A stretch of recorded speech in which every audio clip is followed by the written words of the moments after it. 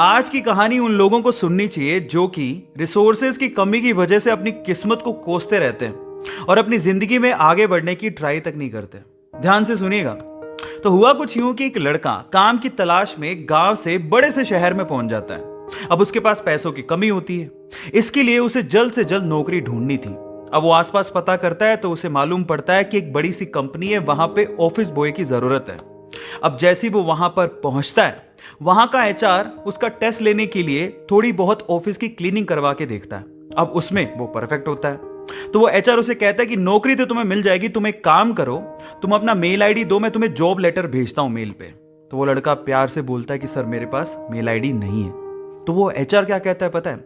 वो एचआर ये कहता है कि इस डिजिटल वर्ल्ड में जिसके पास मेल आईडी नहीं है वो एग्जिस्ट ही नहीं करता, और जो एग्जिस्ट ही नहीं करता उसे मैं नौकरी कैसे दूं? तुम यहां से जा सकते हो, मैं तुम्हें नौकरी नहीं दे सकता। वो लड़का निराश हो जाता है, लेकिन सरवाइव तो करना था।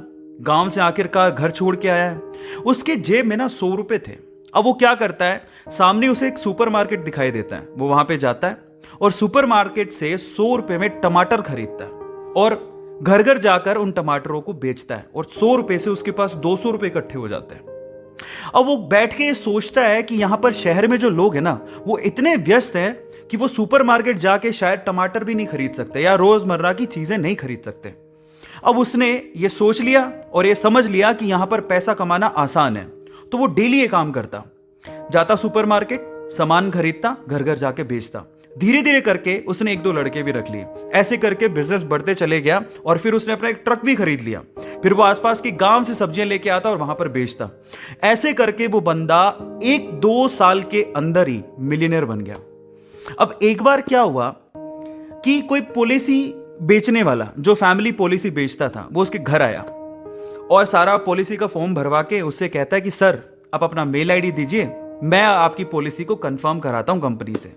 तो वो बंदा फिर से कहता है कि मेरे पास मेल आईडी तो नहीं है। तो वो पॉलिसी वाला जो पॉलिसी बेचने आया था, वो इस बंदे को कहता है कि सर इस डिजिटल वर्ल्ड में अगर आपके पास मेल आईडी होता तो आप कहां के कहां होते, आपका बिजनेस कहां का कहां पहुंच जाएगा, सर मेल आईडी तो रखिए।